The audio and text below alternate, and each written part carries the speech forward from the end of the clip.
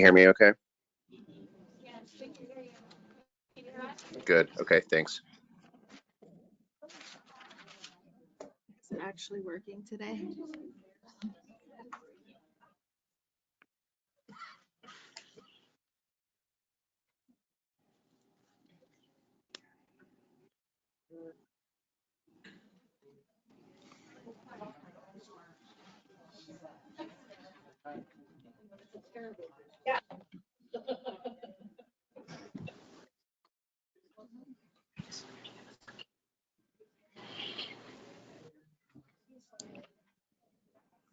So do you guys want to go ahead and just select that Mark Johnson?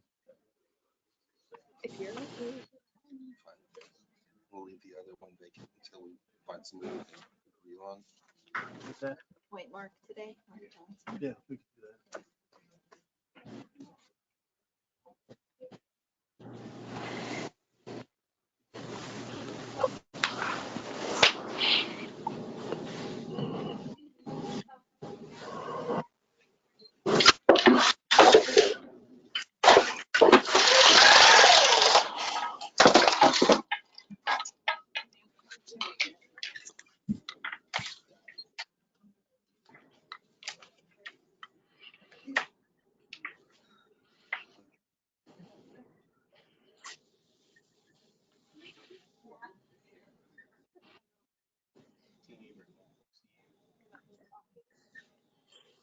Probably not there right now. Are you able to mute him?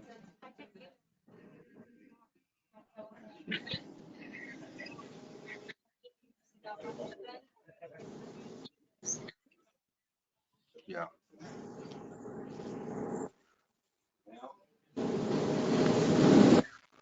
I think so. Can he hear you through your mask? She Oh, pulled it okay. down.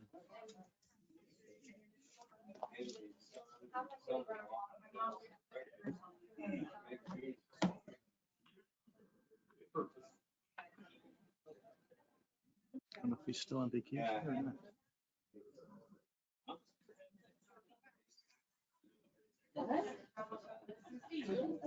Okay, I want to welcome everyone to our Monday, January 3rd, 2022 meeting for the Whitley County Board of Commissioners. We'll start our meeting with the Pledge of Allegiance. I pledge allegiance to the flag of the United States of America and to the republic for which it stands, one nation, under God, indivisible, with liberty and justice for all.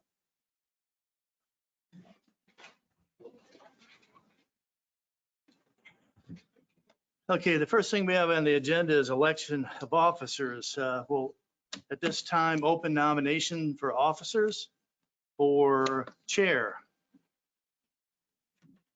I'll make a motion to nominate Chad Banks for chair for 2022. Got a motion for Chad Banks for chair. I'll second. Okay, we'll close nominations with Chad. You can take over with that. I'll go ahead with vice chair. We'll open it up. We'll keep it open for vice chair for nominations.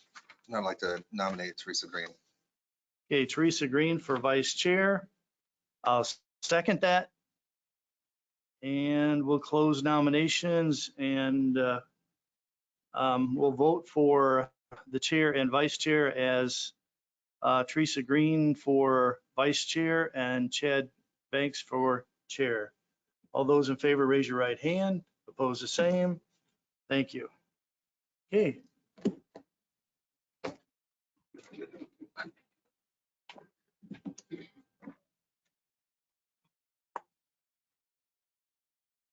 Congratulations. Thank you. I will say thanks, Commissioner Trump, for your leadership. We appreciate that you served as chair, so thank you. Thank you. The next item on the agenda is Attorney Shipman.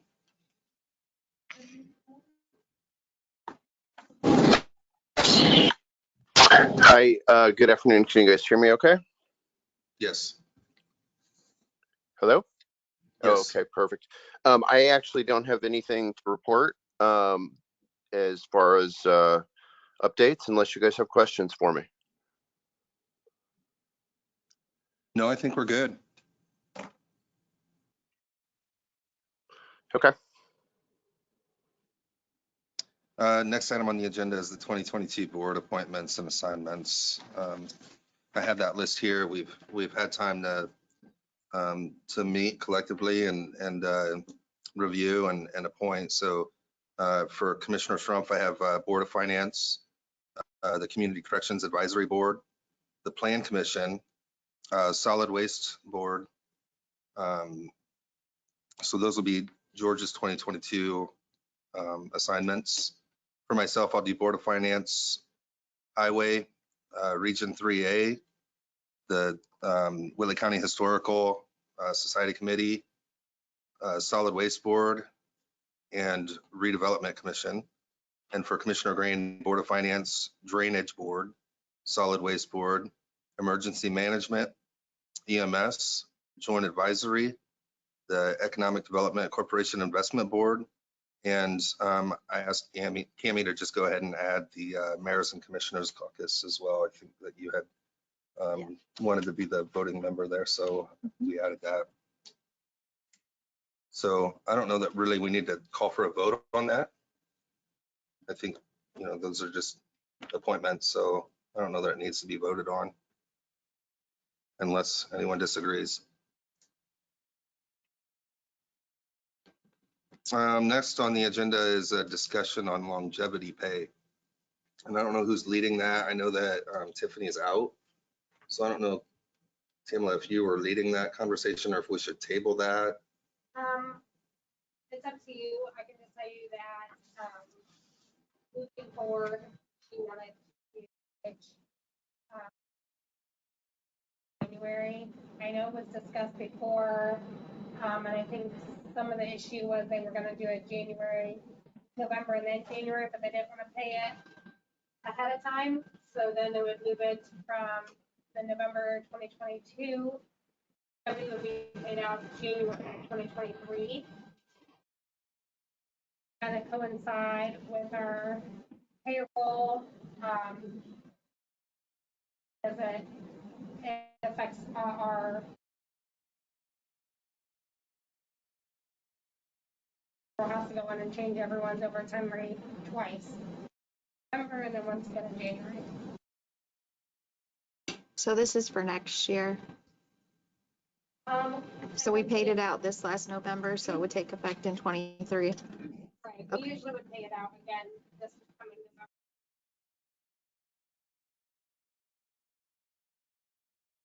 Is that something that the commissioners would decide on, or is that, since it has to do with salaries, would that be more of a council approval? I think it'd be more of a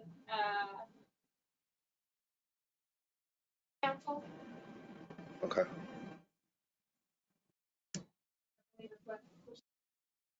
Sure.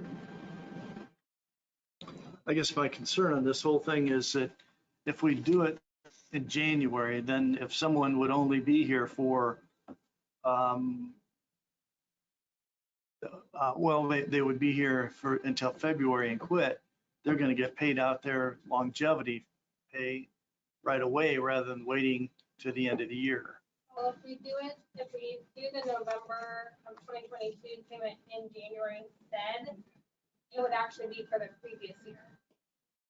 So they wouldn't get paid out something that they didn't earn. They'd get paid out just for the Okay, time so that they were. In arrears then is Yeah. what, okay. I have no issues with it. And it sounds like it would relieve redundancy from payroll. I mean, they're currently having to touch it twice. If we do this, then they would only have to touch it once, make those adjustments once. You need a motion for a favorable pass. Yeah, I'll move that we give this a favorable pass to council. I have a motion I'll second. and a second. Any further discussion? All those in favor, please signify by raising your right hand. Opposed, the same. And that passed unanimously.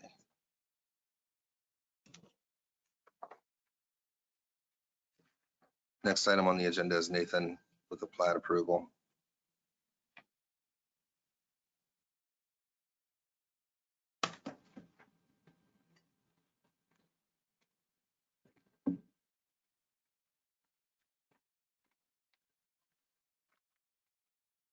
Good afternoon. Have one 2-lot plat for your approval. This is Birchwood Acres, which this was the case that was originally proposed to be 4 lots requiring rezoning. They reduced that down to 2 lots, which does not require rezoning. The remainder of the area is going to be an unplatted 10-acre agricultural piece for sale to someone who wants 10 acres to farm on. As I understand it, there have already been a few people interested, so hopefully you can make that happen. That would not be able to be platted without rezoning because the clause in the code states that it's from the parent tract as it existed in 2018. So any further platting from the parent tract would still trigger that rezoning requirement. So that's something that's come up before. But as a 2-lot plat, this is pretty straightforward. Both dedicate road frontage off 200 North, and otherwise it's, again, pretty standard. The Plan Commission approved this at their meeting in November. Was it unanimous? Yes. I'd make a motion that we approve the Birchwood Acres plat approval. Second. I have a motion and a second. Any further discussion? I'll call for a vote. All those in favor, please signify by raising your right hand. And opposed, the same. While you sign that, quick update on the Fitch property out on Sterrett 5 across from the Career Academy. That unsafe building was demolished by the county's contractor in the couple weeks before Christmas. The site is now up to spec. There is some draft that will need to be seeded in the spring as part of the contract if the soil hasn't, if there isn't vegetation that established itself, we'll have to go in and plant some grass. Otherwise, the process from here on is to bill the property owner, and then if that bill goes unpaid, the state statute provides for either assigning it as a tax lien or going through the court system, whichever seems to be the better option. So we'll probably won't be seeing you guys for that other than just continual updates. I think your actual approval is done at this point, but we want to keep you up to date how that goes on from here on too. While you're here, Nathan, too, can you give us an update on Plan Commission? I know there's been some members who have said that they're not going to proceed next year into this year. Correct. There was one member whose term was up at the end of the 2021, and he declined to be reappointed. That was Brad Wolf. And then Mike Bemis was another citizen member, and he resigned as of the end of the year as well. A few concerns of his, but the biggest one, I think simply put, was it was a bigger time commitment than he was able to commit to. He works in the evenings, it's an evening meeting. He had some concerns about how he was, how his voice was being taken as part of the Plan Commission as well. And then, of course, we have your appointments that are annual appointments in the county council. That's also annual. So, of course, George is taking over from Teresa now. So that one's changing. I don't know what the council is doing. So, Okay. So you have 2 citizen appointments to make whenever you're ready to make those. I know that you had provided us, you had vetted out some potential new members. Mhm. And I know that there's at least one, I believe there's one who the 3 of us feel very comfortable with, very confident in. So I would entertain a motion to nominate that person or to select that person. I'd make a motion that we nominate Mark Johnson for Plan Commission member. Second. I have a motion and a second from Mark Johnson. Is there any further discussion? I'll call for a vote. All those in favor, please signify by raising your hand. And opposed, the same. And that passed unanimously.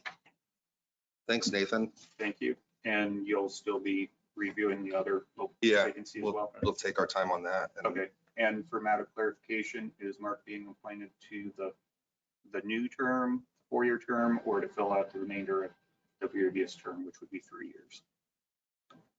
I'd say the New Year's. I would ask that we do the new term. Yeah, I'm 4 years. totally comfortable with the new term. Yeah. Thank you. We will get him on the membership list. Thank you, Nathan. Thank you. Thanks. Happy New Year. Next on the agenda, I have the Whitley County Regional Sewer District. And Chad, if you wouldn't mind, just for the viewers at home, you could just introduce yourself. I'm Chad Nix. I'm the Whitley County Regional Sewer District's president currently, appointed by council. It's been the end of my term here. It's coming up in August. So first term anyway, 4 years. So we're making some good traction on getting septics eliminated on those major projects that we had listed. I'd like to thank you guys for considering our request. I think all of you received our handout, but our initial request, our initial project plan was on the map that included Dunphy, Quessy, County Line South, Stable Acres, Churubusco South, and Churubusco West. We did get our initial SRF funding of a forgivable loan or grant in the amount of $5 million. So if we would do all those projects, it would still leave somewhere in the neighborhood of 6.4 million that we would have to take out in low interest loans from the state.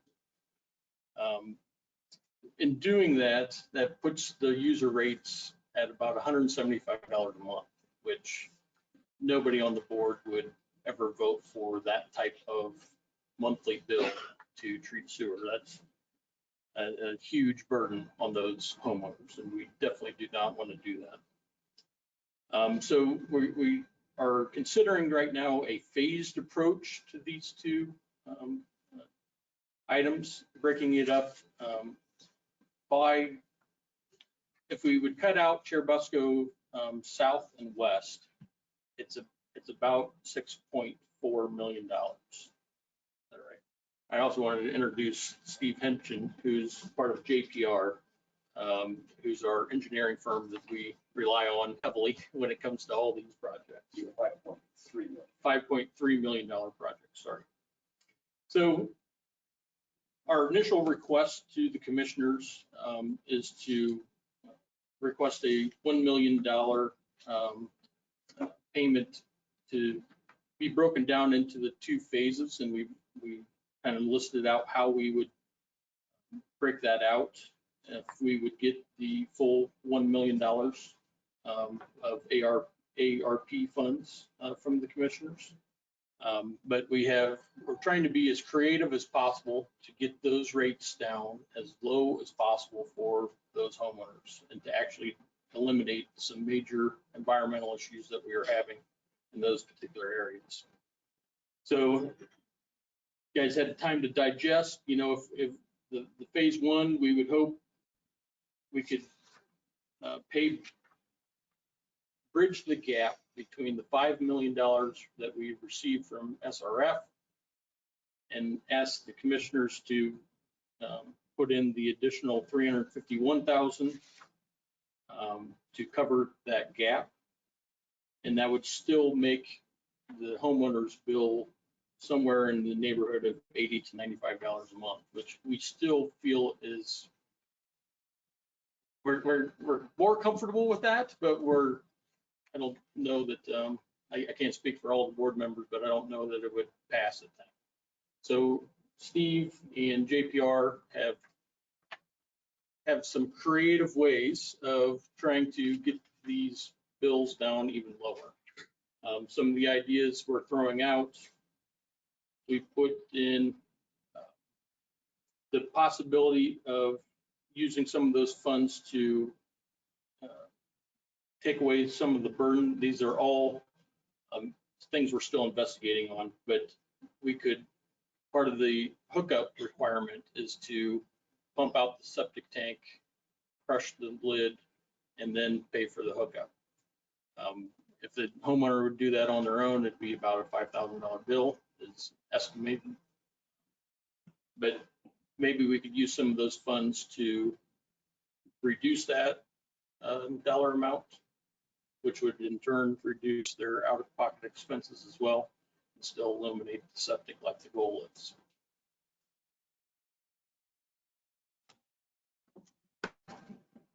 Some of the benefits, I think we, a lot of you know, or all three of you know, the benefits of the regional sewer district. That's why I was originally stood up to begin with.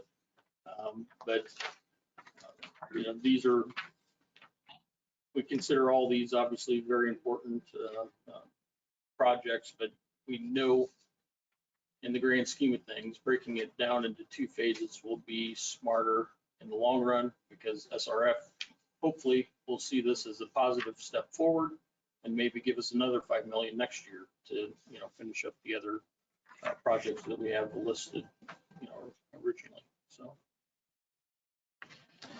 I appreciate your effort to bring that monthly bill down.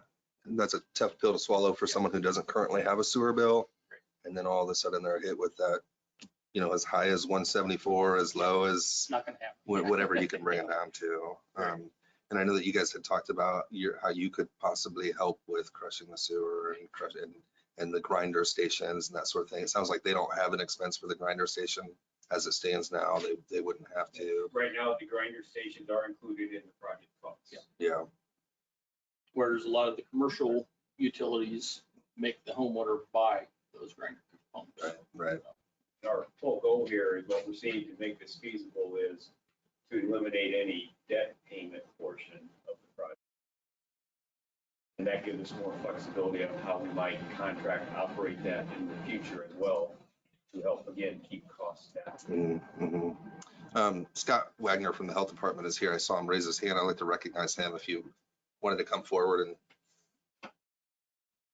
speak. Yeah, that's fine.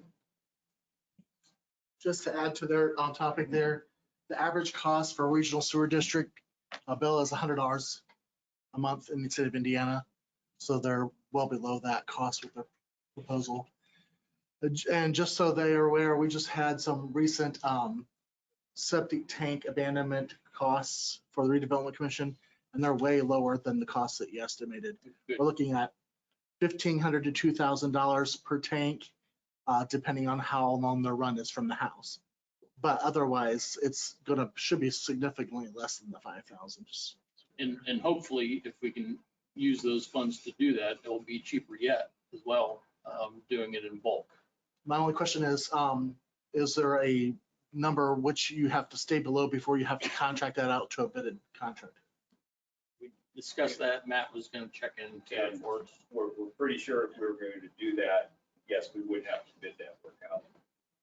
And maybe even pay Davis Bacon wages. That's why we're just listing that as one option. Yeah, we're We still may not be able to get that, but that's why we said there's several different options we have to use these additional funds. And we can put the funds towards the appropriate expense as well. Let's say the ARP says you can't use this money to buy down a capital charge. Well, SRF funds allow us to do that. So that just means your portion of the funds contributed would be spent towards construction of the project. We would allocate those dollars accordingly and keep track of them. So everybody knew dollars would be spent in the appropriate place. So you're saying the Busco project would be next year or the year after, depending on funding from Yeah, SRF? we're not talking they're all, we're just saying phase 1, Because- phase 2, and perhaps, there's other service areas that have a need here, whether one of those might join in as well. So we're still negotiating with Pure Busco on timing of the whole project as well. Last June, ahead of your grant application, you'd come before the commissioners, and at that time, we had agreed to send a letter with a financial support. Right. We did not name an amount. We did not say that we would do a specific amount, but we did say that we would contribute. And I just want to let it be known that I'm in support of contributing, and I don't know what that amount is. I appreciate this. I appreciate the information that you provided. One thing that I think that we need to do is consult with Baker Tilly on our end and find out what we're allowed to do before we pledge any money. I don't know, how would you guys like to proceed? I think my biggest issue with this is, okay, so we have the sewer project. We put this amount of funds, and then, so what are we gonna do the next time? So we can subsidize these homeowners, but not the next group. It's helping a specific group of people in the entire county. I think that's my biggest issue. And I'm sure there will be another project that we have to take care of. And if I were the next group of people, I would be wondering why I didn't get any help and the last group did. So they will benefit from it because we're doing what's called blended rate. So they will, the lower we can get this rate, the next project's gonna get that blended rate as well. Okay, so every time we do a phase, a blended rate, I'm assuming means that the cost will go down because the customer base widens? Is that what we're talking Not about? necessarily go down. The goal would be to keep them the same. Right. It's just like anything. This opportunity came up. We know that these funds are available. We know next year that the state revolving fund is getting twice the amount of funds that they're getting this year. So we're again hopeful that we'll get at least a $5 million grant from them, if not more. So we're always looking for but we can't guarantee that the next project will get the same considerations. That's why we're breaking this up into phases though, because it's making the best use of the funds available. We got to get something started. Then we'll just have to see where things lie with the next round of projects. I think that's my concern now. We don't know what it holds for the projects. And I just want to make sure that, we're fair to all of our constituents. Understood. Help a specific group of people. And not your county. So that's my biggest concern. Matt, we hear you. Is there something you wanted to add? Yeah, the only thing that didn't get brought up that I think we're hearing that's important for you guys to hear is that SRF is spreading the word through our rate and consultant at Baker Tilly that they like to see and support financially projects where the county is also supporting them. So they like to see that team collaborative effort. We feel like the more support ultimately that we can go to SRF next year with funding and point to the county supporting it is only going to hopefully help seed them to continue to support it with grant funds because they can see that the county's invested in the same thing that they are. That's one of the things Jeff has kind of told us multiple times. And then the only other thing is, we absolutely agree that let's make sure that Baker Tilly is comfortable with whatever the number is, but also understand that Baker Tilly is working with the sewer district, and we've bounced all this off of Jeff Rao at Baker Tilly, and he feels comfortable that we're in a good position, but we definitely want to make sure that everybody is. So like Commissioner Banks said, we did give you guys a letter of financial commitment. However, $1 million is a lot of money. So whatever the commitment may be, I would want it to be something that we could give the next project as well. So. And it does explain that a little bit, that some of the phase one would be seed money for the next projects. Because, correct me if I'm wrong, ARP funding doesn't have to be fully spent till 2024, is that right? So And So we are in a position now where we're just getting ready to submit construction permits. We have updated cost estimates, but we don't know the real costs until we bid the project and get real numbers. But let's just say bids come in within the engineer's estimate. What we would just need for this phase one is roughly $350,000. That closes that gap, maybe a little bit more if we decide to do some septic eliminate or abandonments, or buy down some capital charges. But the idea is the 351, bids come in, we'll take our debt down to zero. And that's, that's one goal we have. Then we have some options to do with the balance of that money. And that's why we laid out a couple different options, including seed money for the next project, which would be the Cherubusco South. But we could use those, if we don't need them on phase one, we'll allocate what we need to as part of phase two. So we're kind of thinking phase one, we're coming to this request of $1 million, phase one and phase two. Doesn't mean we won't come back if other opportunities become aware, but we were kind of looking As to the say, whole. we're still doing this initial project and moving forward. So I'm sorry, when I said the next project, I mean, not this one here, whatever the next group of homes that IDEM is saying, okay, you need to get rid of your septic because it's a problem. So not this. Right. So, but in totality, you guys still want $1 million, correct, for phase one and phase two? So that hasn't changed. Correct. Okay. You got it. Yes, thank you. I guess, I'm completely for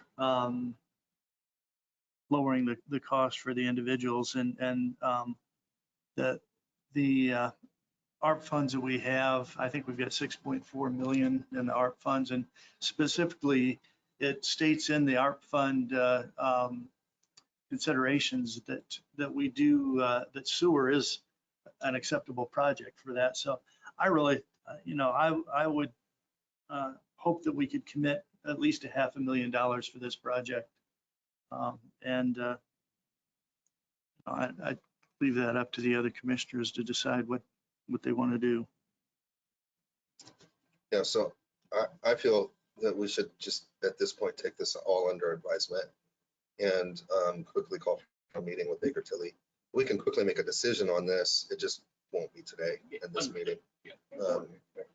Yeah. But if we can meet with our representative from Baker Tilly and get a full understanding of how we can legally use those funds. I hate to commit those funds and then find out, because the rules are constantly changing, find out that somehow a rule changed and we're not allowed to do this or something. And I know that is unrealistic. It's probably not the case. I just want to be sure before we commit anything. No, totally. So I think at this point, we can work together and compromise on what's reasonable to contribute and ensure that Baker Tilly is on board with what we're trying to do. Would you guys like me to come back then? I don't know that you'd have to, but we'll certainly let you know when it'll be on our next agenda. And if you'd like to, you can. Sounds great. All right. Yeah. But thank you for the information. And I'm really pleased to hear about the blended rate and how it will be consistent for all customers. We definitely want to make it a benefit to, it might even be 10 years from now, right? That a new Log or Collins or all the other hot spots of septics, it gets taken up. So yeah, definitely a goal of ours. All right. Thank you for your time. Thank you. Thanks. Thank you both.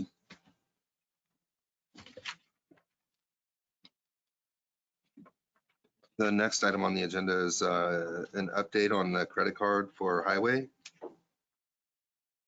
Who's,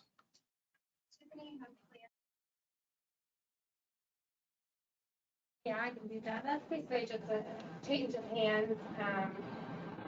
And cancel Brandon's card and got that taken care of. So now one just needs to be. Katy, if you want to add anything to that. Not specifically referring to correct.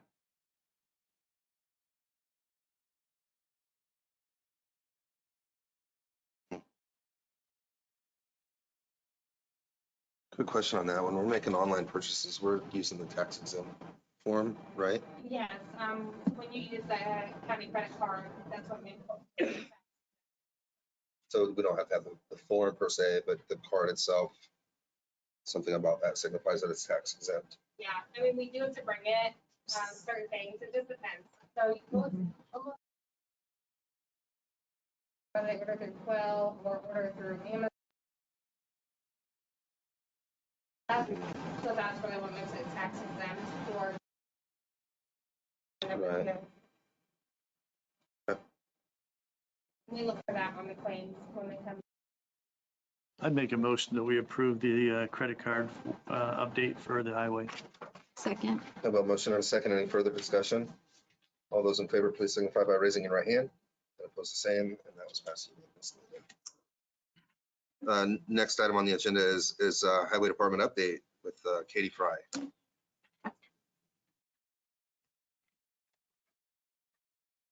Hello. For those of you that do not know, I am Katy Fry. I'm the newly appointed Highway Director as of December 26th.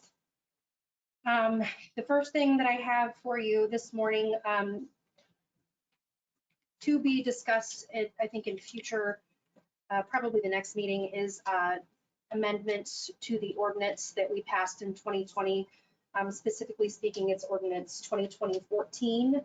That refers to all permits and fees and fines for right-of-way and driveway permits. The verbiage in that permit specifically refers to the Whitley County engineer as being able to approve permits and who the permits are submitted to. So I do not specifically know if I am, per the ordinance, allowed to authorize these right-of-way permits. So I did bring them for you today.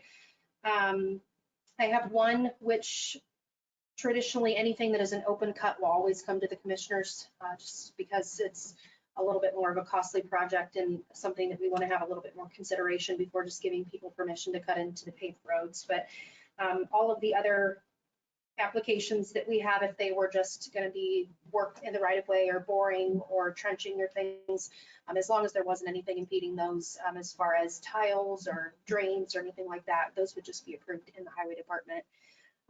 But I do have both of those. The first one here is for County Line Road. It's an open cut on 800, and it's going to be just across from G Anthony Drive, which is near State Road 14.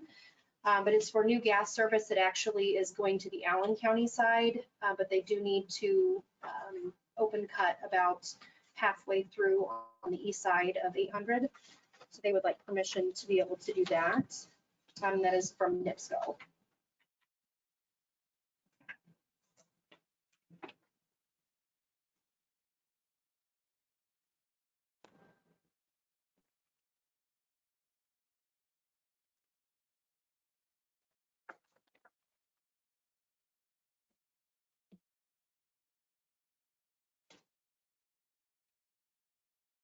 And I apologize, I failed to mention, I did double check everything and there are no concerns with that as far as any kind of drain or tile that's near it. And it's, again, going towards the Allen County side, so there's really nothing aside from that portion of the road that they're cutting into that's Whitley County. I have no issues with it. I'll make a motion to approve the request as presented. I'll second. I have a motion and a second. Any further discussion? I'll call for a vote. All those in favor, please signify by raising your right hand. Opposed, the same. And that passed unanimously.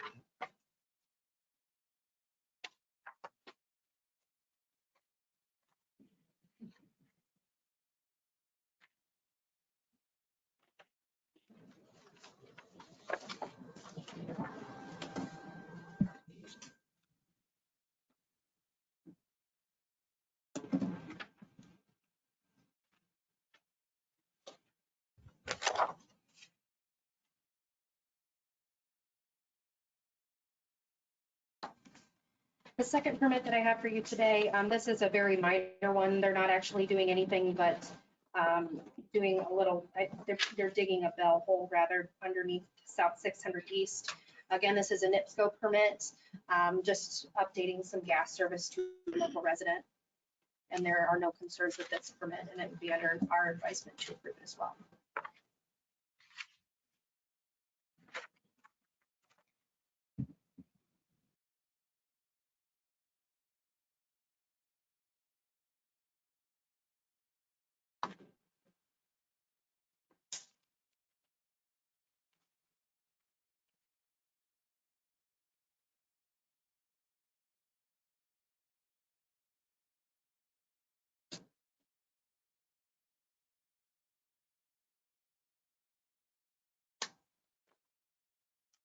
I'd make a motion that we approve the right-of-way cut permit for NIPSCO on Hale Avenue. Second. I have a motion and a second. Any further discussion? I'll call for the vote. All those in favor, please signify by raising your right hand. And opposed, the same. And that one also passed unanimously.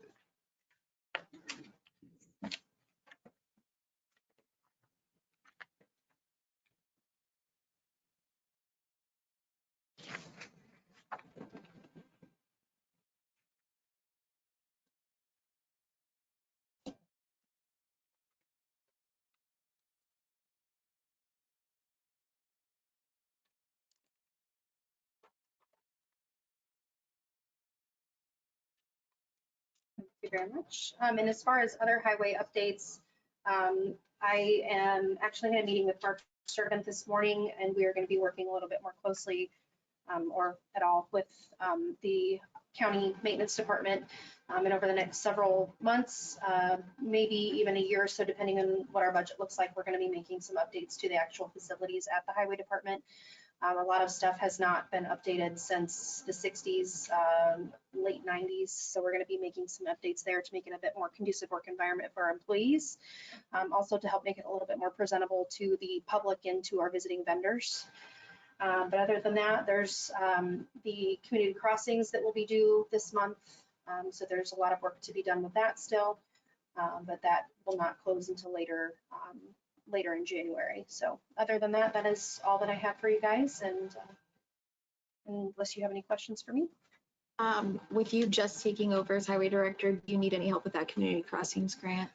There probably will be some questions with the community crossings grant. I have not had the opportunity yet with the snow events that we've had, and then juggling claims and payroll, and we're going to be hiring a new office manager hopefully within the next couple of weeks to split some of that stuff back up.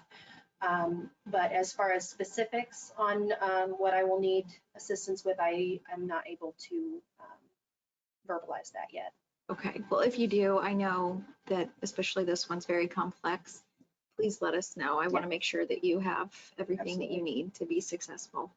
So, and congratulations on your new role. Thank you very much. Good luck. Thank you. Thank you. The next item I have on my agenda is Purdue Extension, but I don't see Todd. So I think we'll skip that item.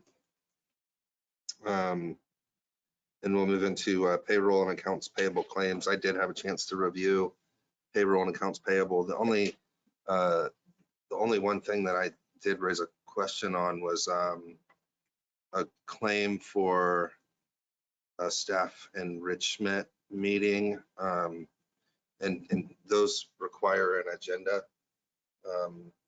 There has to be a reason to meet, and there has to be some things covered. And so I did bring that to Tamala's attention, and I believe we pulled that until we can get it sorted out, right?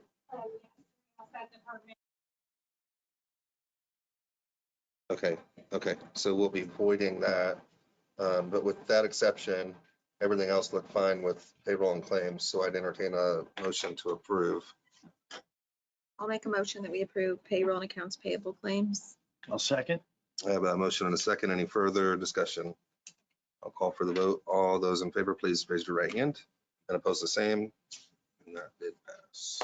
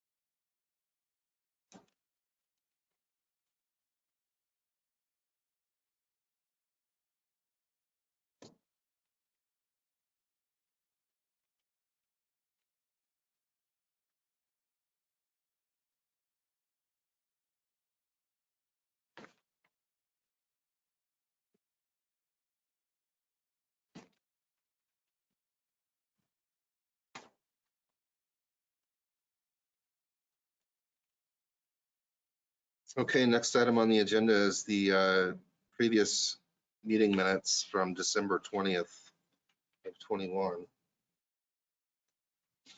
Has everyone had a chance to review? I'd make a motion that we approve the minutes for December 20th, 2021 as presented. Second. I have a motion and a second. I'll call for the vote. All those in favor, please raise your right hand and oppose the same. And that did also pass.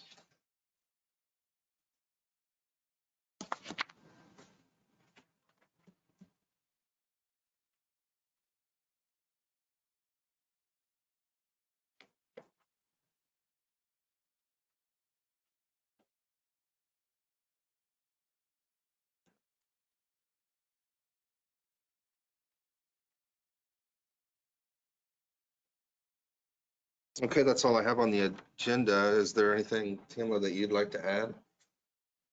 Commissioner Schrumpf, Commissioner Green? It was brought to my attention this morning that we are behind $125,000 on our EMS contract with Parkview.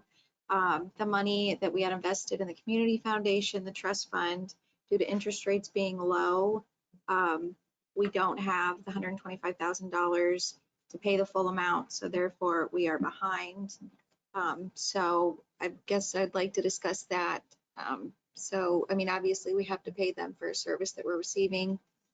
We can't go without emergency services. Yeah, and as I understand it, payment is coming. $75,000. $75,000. Is that what's past due? Past due is 200 right now, so it'd be 125. Okay. I would ask that we take that out of seat. If we're, I think that would be appropriate. Again, I mean, we can't let our residents go without emergency services, and Parkview's providing us a service, and I believe that we should pay it, and we do have the funds in our seated. So I'll make a motion that we pay the $125,000 that we owe to Parkview for EMS services out of our seated fund. I'll second. Okay, I have a motion and a second. For further discussion, just for my own knowledge, I'm not really sure how that works, but we're in 2022 and these are past due payments from 21 that wasn't budgeted. So in that case, are we using money that was left over from the budget in 21 to make that payment? And if so, then do we require an encumbrance from council, or are we just tapping into what we've already budgeted for seated in 22? So the interest rate, normally we always, as it was explained to me, the interest that we receive in our fund at the community foundation is enough to cover it. However, with the economy last year, it only grossed about 75,000, and that's why we are short. Right, I get that totally. I'm saying the money that you've moved to use from seated. Out of seated, no, we shouldn't have to ask them, correct? Because we already Yeah. went to them the beginning of the That year. automatically encumbers into the next year. But this is for, I think it's actually for 20 and 21 that we were behind on the EMS services. So I guess maybe present that to council in the morning and Yeah, my only thought was it's unbudgeted, right? So we're in 2022 now. right. And it's unbudgeted, and I don't know how that, I should know, I was on council for 4 years, but I don't think this ever came up. So I don't know how necessarily that works if we're spending. Well, normally what we've done for the last few years is for the seeded funds, we've approved the appropriation for the total amount of the seeded funds, and then bring to council anything that isn't on the seeded list that we have. So we just have to bring it to council to get it Yeah, approved. so that answered my question. I get it. So we'll take it to council, but I do have a motion and a second on the floor. And I'll call for a vote. All those in favor, please signify by raising your right hand and oppose the same. And that also passed unanimously. And I'll take that to council tomorrow for secondary approval. Anything else, Commissioner Green? I have nothing. Is there anything from the audience, anyone that is here today would like to bring forward? Hearing none, I'll adjourn the meeting.